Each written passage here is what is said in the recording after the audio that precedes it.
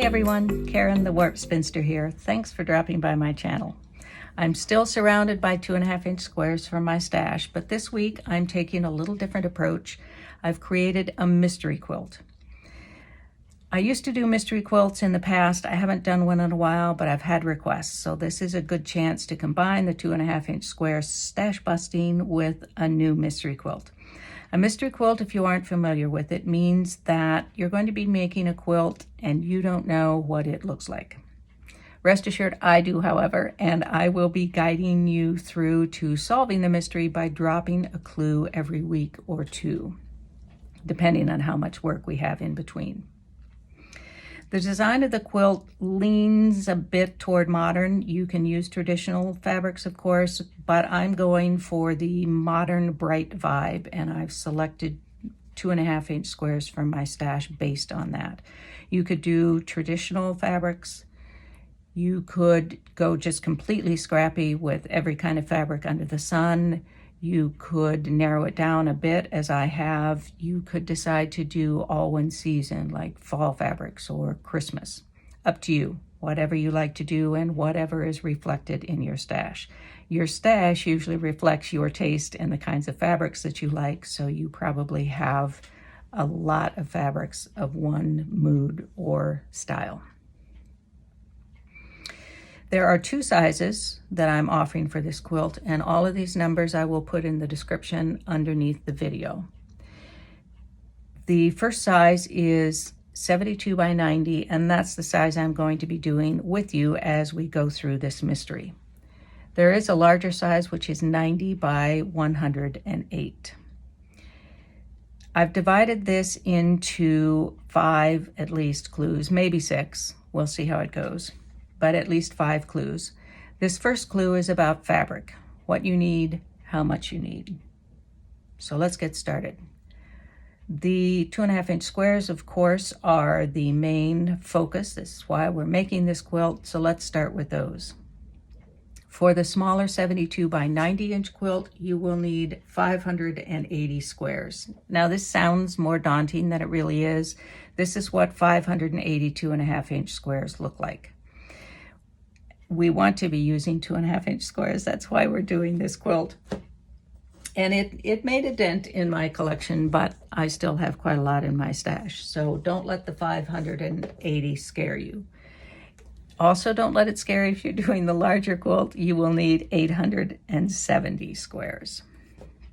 You may get them out of your stash if you want something that's coordinated ahead of time. If you're not really confident yet in making fabric and color choices, you can buy jelly roll strips and cut them into 2.5-inch squares.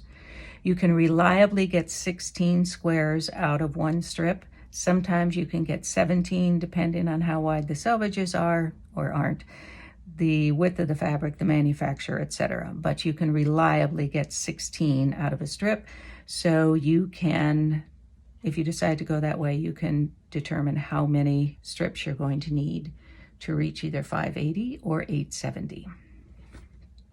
In addition to these 2.5-inch squares, you will need 2 other fabrics. One of them is the background, and I am choosing to use a bleached muslin because I like white in quilts and because I'm going more modern, and this is the fabric that I use most often as background in my modern quilts.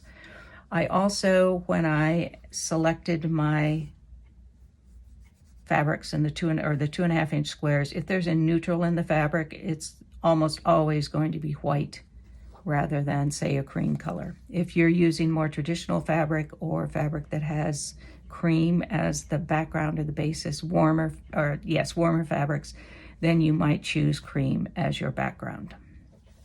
You do, in any case, want good contrast between your 2.5-inch squares and your background.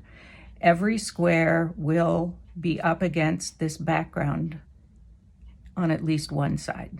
So you do want to have decent contrast with your 2.5-inch squares. For the smaller quilt, you will want 3 1/4 yards of background. For the larger quilt, you'll need 4 5/8. In addition, you'll need an accent fabric. You only need one. I just haven't decided on mine yet. I'll be using either a dark gray or a black. Again, you need contrast with your 2.5-inch squares as well as your background.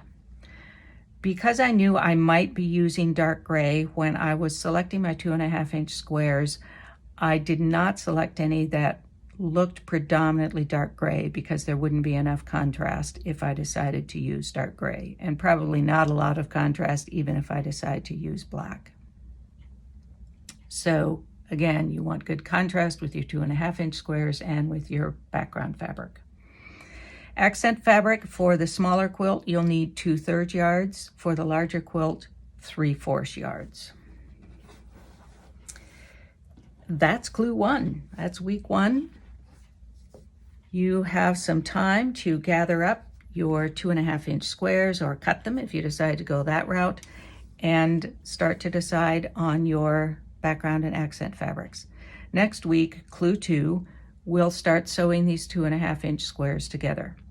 The cutting of the background and the accent fabrics won't be until clue 3, which may be 2 weeks after clue 2, because there'll be quite a bit of sewing for us to do, and we all have busy lives.